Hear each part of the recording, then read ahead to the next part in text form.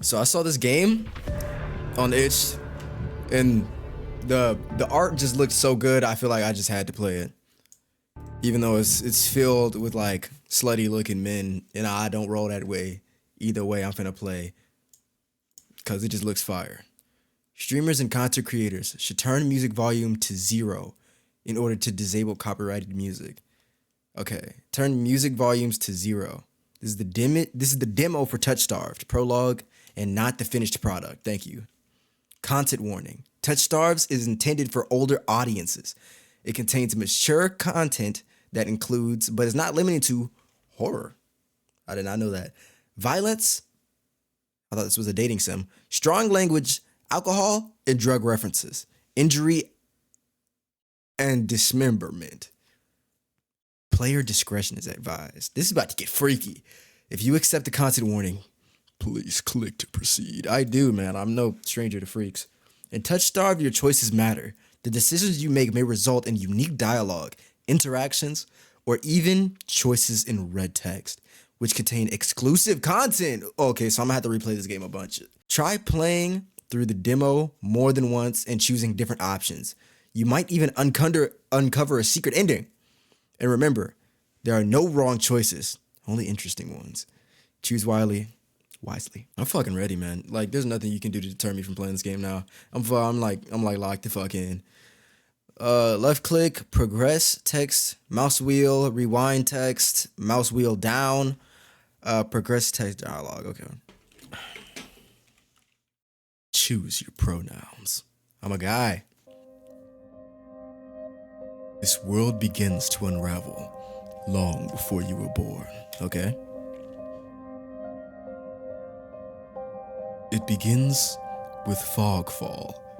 Spectral mist bled from the seams where reality wore so thin it split. I know how to read. And from that fog emerged monsters, inhuman beings with unnatural powers. Some possessed language and intellect, others were mindless beasts, driven by little more than the desire to slaughter. As cities fell and unrest spread, humans united in their fear, while monsters thrived in the chaos. And then there's you. There's me, the freak. I'm about to fuck these monsters, dog. You're not even sure if you're human. You were born cursed, with hands that alter the minds of anyone you touch. Ooh, I didn't know there were superpowers. I thought I was just a human. Ooh, dude, this is so fucking cool. This is so cool. I can't wait till this whole thing is out. I'm already like down to buy this game. And okay. The Unnamed One, a fallen oracle. You are raised as an oracle in a remote temple. The priests claim your touch bestowed enlightenment. But a visiting mage revealed your curse for what it is. Following the mage's word, you fled in search of the Cenobium.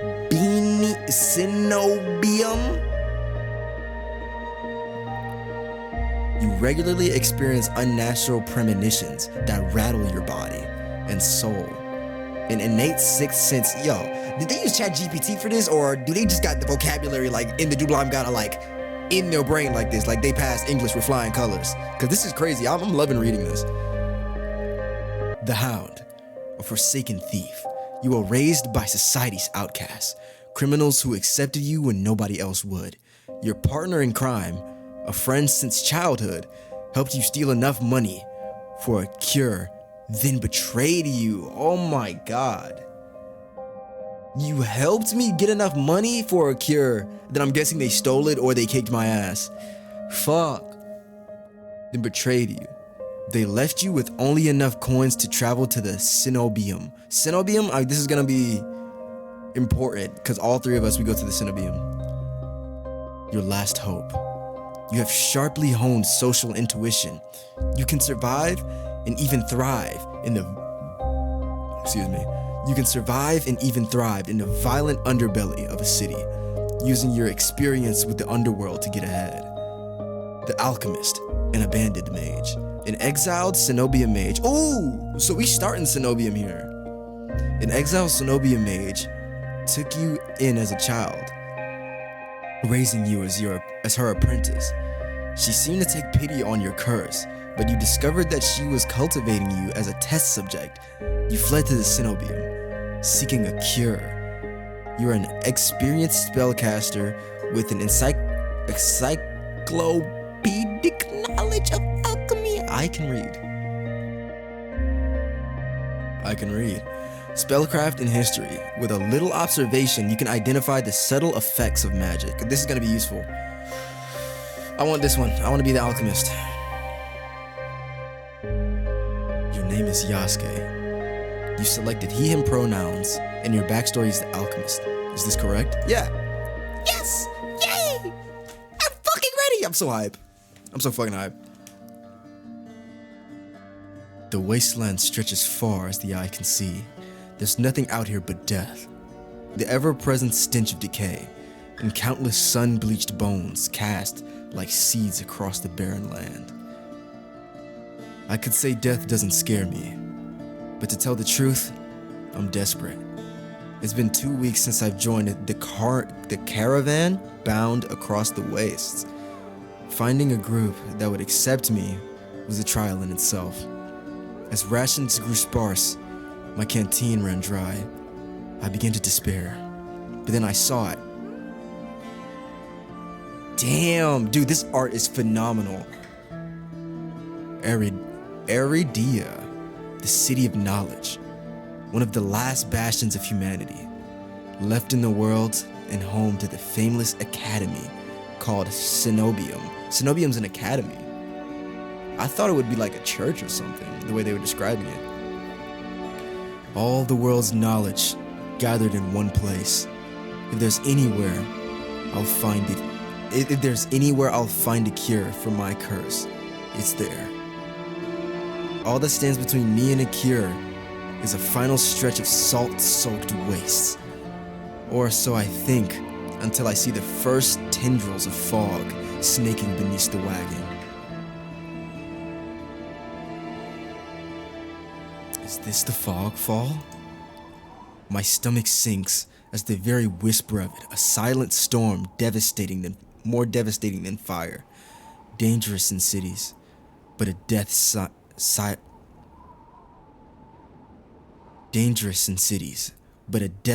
beyond them. A thick blanket of fog engulfs us, smothering out the lantern's light. The wagon lurches to a stop. An eerie silence, heavy as the mist, falls over us. The only warning we get is a strangled scream. Stay back! No! The cry dissolves into wet gurgling. Oh shit. So he dead. If he's gurgling blood, he's like gone. Then the wagon violently pitches to the side. I hit the ground hard. The air punched from my lungs. When I open my eyes, adrenaline lends sudden. This reminds me of why I hated reading books in Old English. Cause I just can't fucking do it. A trader I once shared bread with lies face down in the mud, their back reduced to long strings of torn muscle, gleaming gristle, and exposed bone. Bodies littered the wasteland. What the fuck is that? That is not the hunk I saw on the cover art. I try to rise, but my ankle explodes with pain so binding, white blooms across my vision. Only when my eyes adjust do I see the dark shape in front of me. What the fuck is that? Ew, nigga! A soulless stoops over. I thought that was being used as an adjective. Like, that's the name of this beast. It's a soulless. A soulless stoops over the twisted form of a caravaner. I don't know why that word fucks with me so much. A soulless stoops over the twisted form of a caravaner. I freeze, but it swivels its head. A dozen bulging eyes twitch in my direction and blink as one. The soulless lets out an ear-splitting shriek and runs at me. Do I have to bob and weave?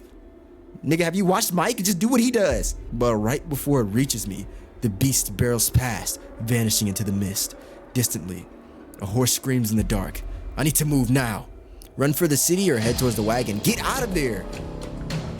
I take off running, deeper into the haze. The The fog is so thick that I fear I'm heading in the wrong direction until I see a dim pinprick of light emanating from the shadows of a spire.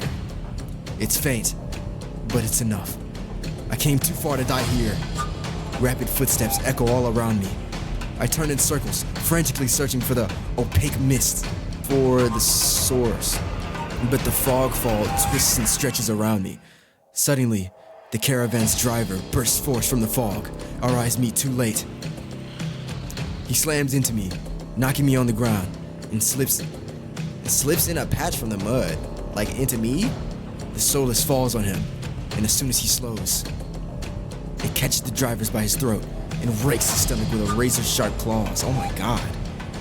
He comes apart like wet paper, spilling intestines and viscera in a streaming tide. Fighting the urge to heave, I claw frantically through the slippery muck for a handhold. Shit! My hand catches on the jagged edge of a rib jutting up from the water. Ooh, like the cage? Or we talking stick? My hungry ass, my fault. Bandages unfurl around the gorge, turn deep into my palm. The pain's quickly forgotten when a hand closes around my wrist. Can you stand? One of the travelers for the caravan leaves over me. We have to run. They reach for my hand, and I realize too late that my bandages have come undone. No, don't touch me! The sensation of their thumb brushing the back of my hand sends a shiver down my spine. All it takes is one touch, and in the space of a breath, my curse takes hold.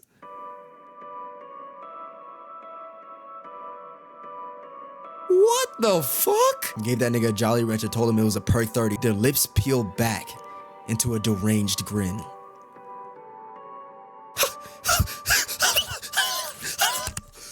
I'm not laughing. I'm not laughing that loud. No, I've seen this face countless times before. This is my curse. Madness of my own making. Their grip on my hand tightens until pain radiates from my knuckles. Let me go!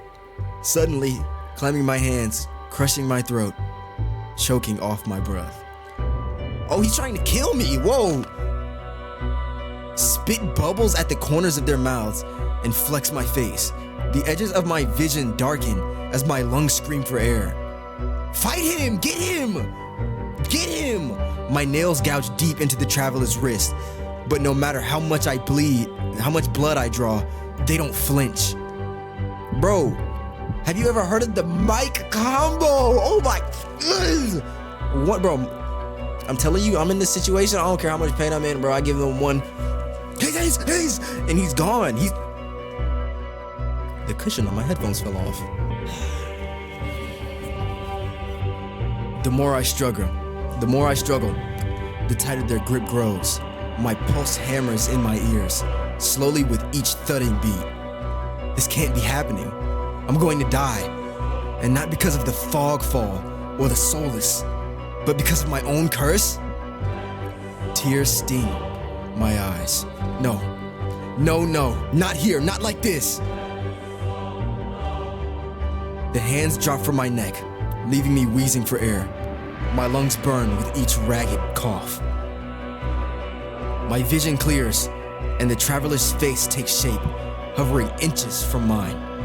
Lips still split in that macabre smile. I know what that means, and I can read that word.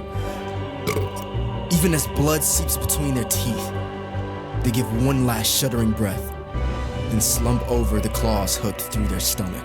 Did the soulless save me? You know what? Okay, theory real quick. I think if this isn't my character's first encounter with a soulless, I think my curse might give me a sort of half alliance with things that aren't human, and that's why the curse runs past me. Like, this soulless probably sees me as like one of the boys. He probably sees me as one of them. The soulless shoves the body aside, and the glowing eyes studying its leathery skin, thin as though grinning.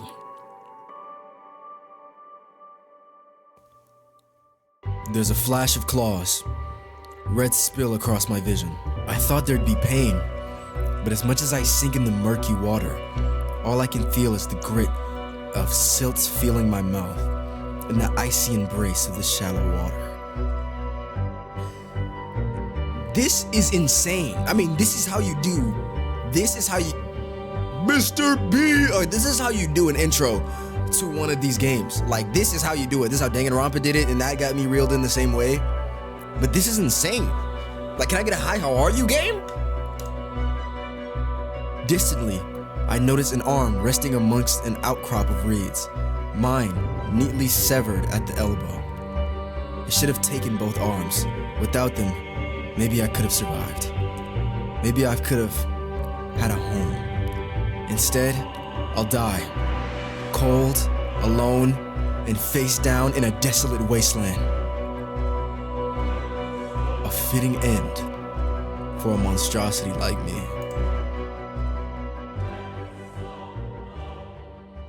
Don't think of yourself that way, man.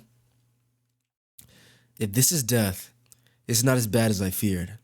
The cold is gone, as is the choking stench of bog water. I could drift forever, cocooned in oblivion, until all thought and sensation vanished. No curse, nobody howling at me in madness and terror, nothing at all. The thought has a terrible appeal to it. But the next moment, I take a reflexive breath. Air pours into my lungs, then out again, in a ragged gasps. Oh my god, I'm black. I'm fucking white, dude. Look at me. Holy shit. Feeling comes flitting back. Warm cloth on my bare skin. A firm surface underneath me. A strange tang of sulfur in the air. Do not be afraid. Is this an angel? Oh, that could be cool. Oh my. Hello, handsome.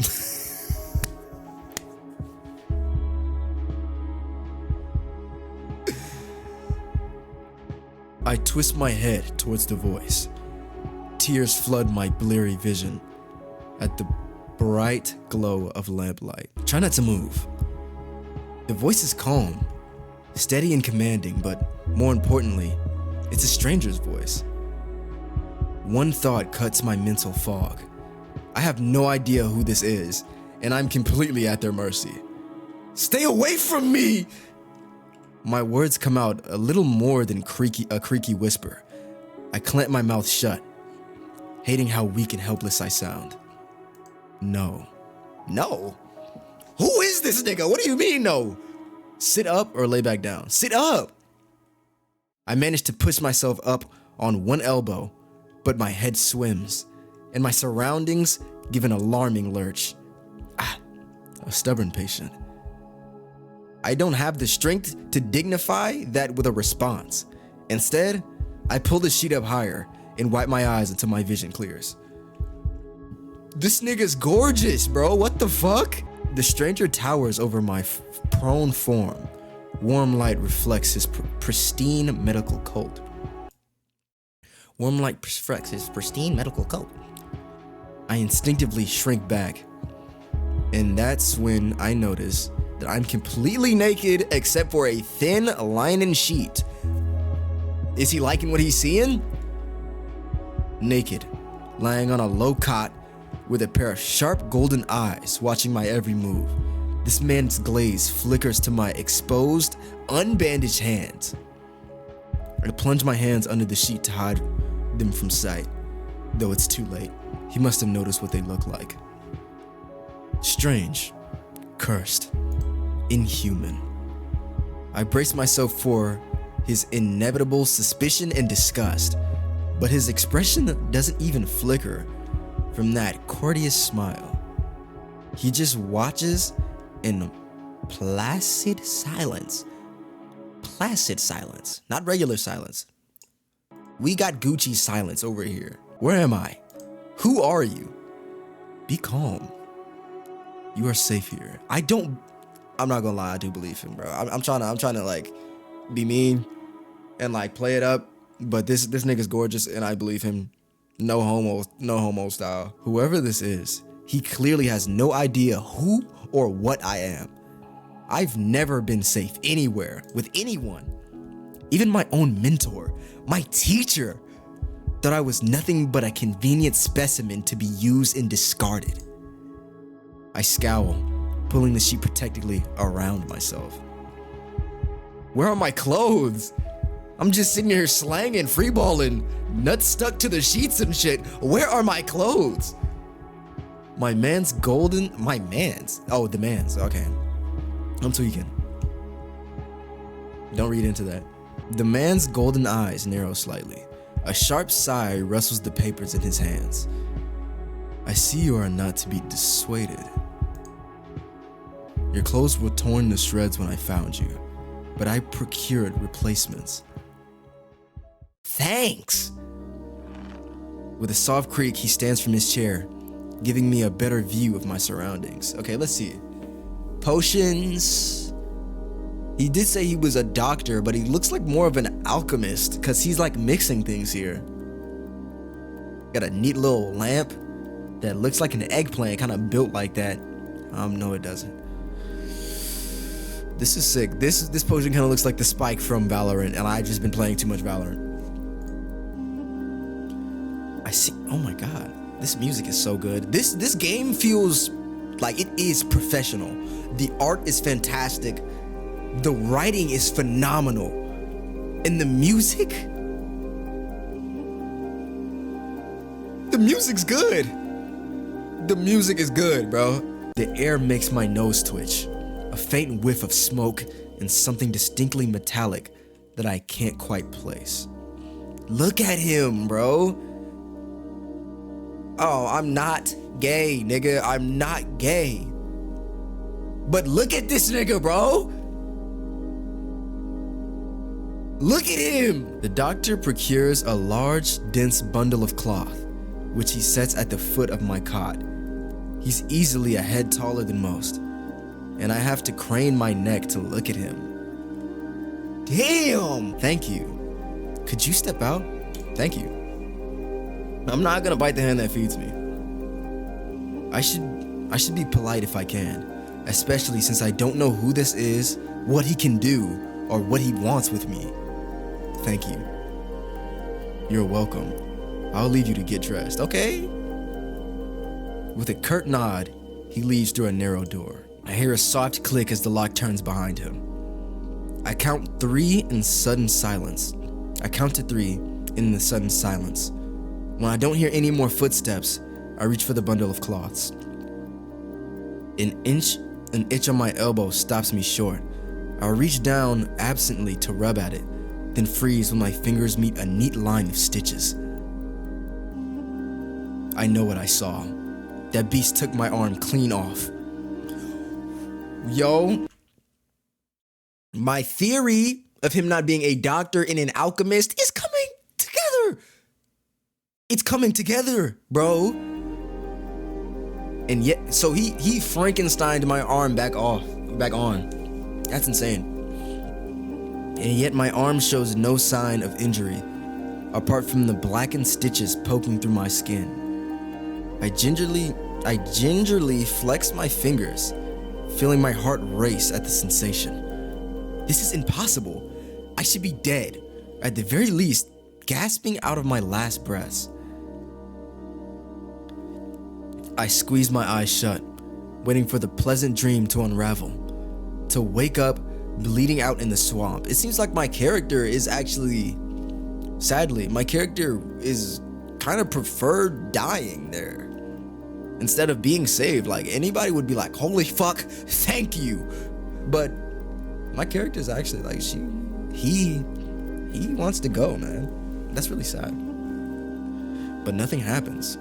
The seconds tick by, and my arm remains resolutely healed. My surroundings pristine and quiet. In numb disbelief, I reach for the replacement cloths and begin stiffly pulling them on. They're thicker and warmer than mine were. Ooh, that means wealth. This nigga's rich. They're thicker and warmer than mine were, with a black woolen cloak to go with them. But there's one thing still missing: my bandages. The golden-eyed man didn't leave me with any, even though I know he saw my hands. I slide off the bed and take a few unsteady steps towards one of the drawers. If this is indeed a doctor's clinic, there must be bandages somewhere. I start opening drawers at random. Of course, that's when the door swings open once more. Are you looking for something? I whirl around, clutching a thick roll of clean bandages. I try to step back from him, but my legs bump against the edge of the cot. Your caution is understandable, though if I meant you any harm, you would know. Nigga, what do you mean by that? Hell no, that's not a comforting thing to say to me, bro. All you gotta be is like, chill out, like, I'm here, I'm just trying to help you, bro, type shit. Like, just chill the fuck out, and like, we can get this done, type shit. And I would be like, my fault. I was wildin', my fault. And then we would have been chilling. But now that's like a low-key threat. That doesn't make me feel better in the slightest. That's what I said. But he makes no move towards me, so I quickly wind the bandages around my hand. The glowing scars and mottled skin disappear under the layer of clean white cotton. May I ask why you need additional bandages? I clench my jaw. I knew it would only be a matter of time before he asked about my hands, but the way he does it is strangely roundabout. Say nothing, glare at him, or decline the answer. Decline the answer. Well, that's a very personal question, and I don't really want to answer. Is that so? Surely you realize that I can only help if you tell me what ails you. An involuntary snort of laughter escapes me. Where would I even begin? Would he even believe me if I told him? No, best to keep my curse to myself now and learn more about him first. Who are you? Great question, great question. You may call me Kuraz. And where exactly am I? Aridia, where I assume your caravan's destination? Which I assume was your caravan's destination. I can think of nowhere else for a group of travelers to go. Aridia, so I made it to the city of knowledge after all. I should feel relieved, but all I can imagine is the vague sense of increasing unease. How did I end up here? I brought you to my clinic, of course.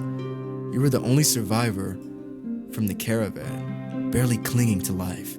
You needed immediate treatment, which you provided. Yes, look at him, all proud of himself. Fuck you. He said it so simply, as if I'm a small child, and he's explaining basic addition to me. Fuck you. I frown and flex the fingers on my recently healed arm. Aside from being a bit stiff, it feels fine, thoroughly attached to me. You're saying that you stitched my arm back on. Pardon? A soulless attacked the caravan, it ripped my arm to shreds, and it tore my arm clean off. But when I woke up here, I spent my entire life learning from Cenobium Mage, and I know of no alchemy or magic that could reattach a severed limb. Even if he somehow could heal me by magic, I should still detect traces of it. Ooh, that is one of my skills. I forgot, I don't know my skills. All I know is I'm an alchemist. Fuck it. But I sense nothing of the ordinary at all. So he just slapped that bitch back on, some tape. The doctor, Kuraz, pinches the bridge of his nose. He sits back down in his chair, quiet for a long time. I do not know where you came from, but Aridia is the city of knowledge and deadly secrets alike. Information is power, and it is the most unwise to give or receive it. Did he say freakily, frequently, or freaky? Because since you have refused to divulge your secrets, I will not divulge mine. I don't even know your name. You are new to Aridia, so I will overlook this specific breach of etiquette. However, you should not expect others to extend the same courtesy. Do you understand? She looks pointedly at my freshly bandaged hands. Loath through I am to admit it. He has a point. I am a complete stranger to him, and if he's telling this truth, he saved my life. And I am in deep.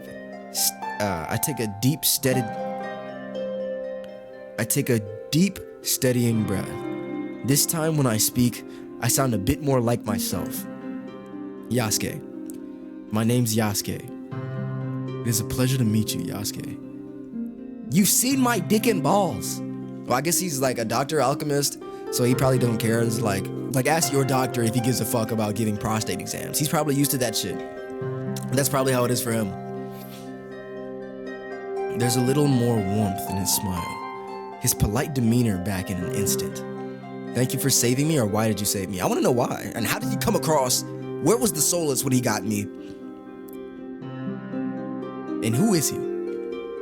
If there is anything I've learned, it's that everybody wants something. With the world in such peril, no one reaches out a hand without expecting something in return. Can I ask why you saved me?